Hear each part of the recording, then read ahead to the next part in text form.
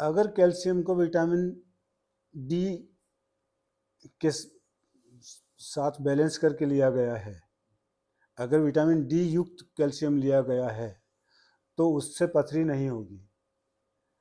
Calcium से पथरी तब होती है जब वो हमारे भोजन में फास्फोरस नहीं होगा और विटामिन डी नहीं होगा, तो जो एक्सेस कैल्शियम है जो कि यूटिलाइज नहीं हुआ है वो फिल्टर होके बाहर जाने के लिए किडनी में जाएगा, और किडनी में अगर जाएगा और वो स्टोन बन गया तो कुछ कह नहीं सकते, पर ऐसा नहीं है कि सभी लोगों में वो स्टोन बन जाएगा।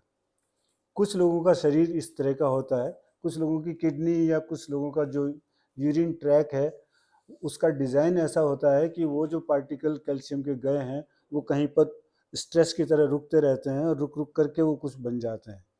अगर रेगुलर हम लोग ठीक पानी पीते हैं, ठीक मात्रा में पानी पीते हैं और इस बात का ध्यान रखते हैं, देखो पथरी होने के लिए कोई चीज़ उतनी जिम्मेदार नहीं है जितनी हमारी लाइफ स्टाइल।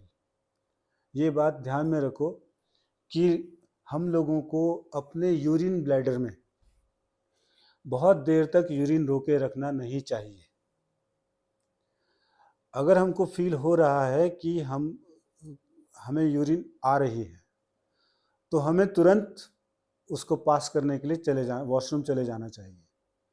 हम लोग क्या करते हैं कि सुबह नाश्ता करके घर से निकले, ऑफिस में जाके बैठे और फिर वहाँ पे कोई मीटिंग हो गई, फिर वहाँ पे मीटिंग के बाद अपने अपने काम की टेबल में बैठे, वहाँ पर फिर रश था, हम लोग कुछ नहीं कर पाए और तब तक 1 बजने वाला हो गया।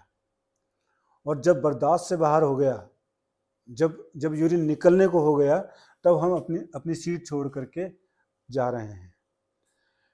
पर ऐसी परिस्थितियां तो हमको रोज ही आएंगी। हमें कुछ ऐसा नियम बना लेना चाहिए कि हम जब भी कभी फूड यूरिन ब्लैडर में कुछ यूरिन ज़्यादा इकट्ठा होने के चांसेस लगते हैं तो वो चांसेस बनने नहीं देना चाहिए, उसको फ्री कर देना चाहिए। और सबसे बढ़िया तरीका क्या है कि जैसे हमारे डाइट शेड्यूल में होता है कि खाना खाने से पहले पानी पीना है, ठीक है।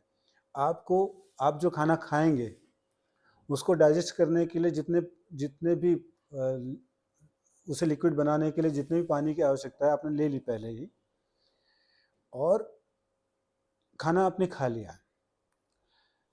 जब भी आप कुछ खाएं और ख़ासतौर से पेट भर के कुछ खाएं तो खाने के बाद हाथ मुंह कुल्ला करके, हाथ धो करके सबसे पहले वॉशरूम जाएं। एक नियम बना लें कि जब भी कुछ खाएंगे हम यूरिन पास करेंगे, तो एक नियम सा बन जाएगा। तो फिर कभी ऐसी कोई यूरिन स्टोर हो करके कुछ पार्टिकल रुकने के कोई चांसेस नहीं बनेंगे। तो मैंने तो बचपन में अखबारों में पढ़ा था और बहुत बार ये आर्टिकल आए थे, और एक हकीम थे, हकीम हरनाम दास, और हकीम हरनाम दास की एक पुस्तक मेरे हाथ कबाड़ी की दुकान में लग गई थी।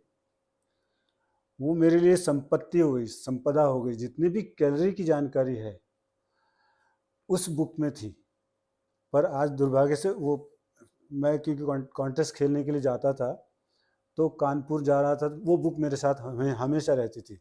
एक बॉडी बिल्डिंग मैगजीन रहेगी, एक बुक रहेगी और बस दैनिक ज़रूरत का सामान रहेगा। तो मेरे पास एक बैग होता था, कानपुर कंपटीशन खेलने के लिए गया था। वापस लौटते समय मैनपुरी एक जगह है, वो वहाँ पर चोरी खूब होती है ट्रेन में, हाँ, इटावा और मैनपुरी में।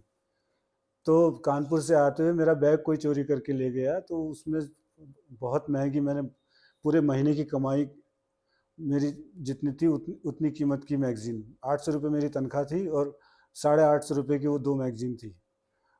वो मैगज़ीन और हकीम हरनाम दास जी की वो बुक, उस बुक का नाम था घर का वैद्य, लेकिन वो काफ़ी मोटी बुक थी और उसमें हर हर भोज्य पदार्थ में किस में कितनी कैलोरी होती है, कितना प्रोटीन, कितना फैट, कितना कार्बोहाइड्रेट होता है, वो सब उसमें लिखा हुआ था। और वो पुस्तक आज से करीब, आज अभी 2022 है, करीब 70 साल पहले लिखी गई होगी। तो उसमें मैंने पढ़ा था कि खाना खाने के बाद अगर आप नियमित रूप से पेशाब जाते हैं तो आपको दो चीज़ें कभी नहीं होंगी जीवन में, एक पथरी और दूसरा शुगर। अब न जाने क्या क्या उस वैसा कहने के पीछे उनकी वजह थी, पर उस पुस्तक को पढ़ने के बाद मैंने तो नियम बना लिया कि खाना खाने के बाद तो मैं वॉशरूम जाऊंगा, और तब से मैं जाता हूँ। और ये संयोग कहो या उस नियम का परिणाम कहो या मेरा विश्वास कहो कि आज 64 साल की उम्र है, मुझे आज तक कभी पथरी नहीं हुई और शुगर भी नहीं है।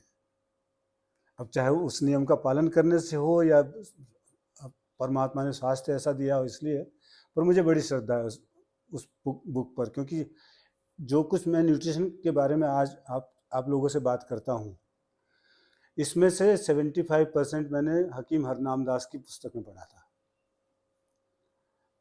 और बाकी इंग्लिश मैगजीन और इंग्लिश लिटरेचर जो भी कुछ मैंने पढ़े हैं, बाकी चीज़ें वहाँ से ली हैं। 75% नॉलेज तब से ही उस थी। तो ये वो एक संपदा थी, एसेट था जो कि चोरी हो गया था, तो कोई बात नहीं, वो चोरी हो गया, हो सकता है कि मेरे ही किसी विकास के लिए हुआ हो, पर उसमें लिखी हुई बातें मुझे याद है।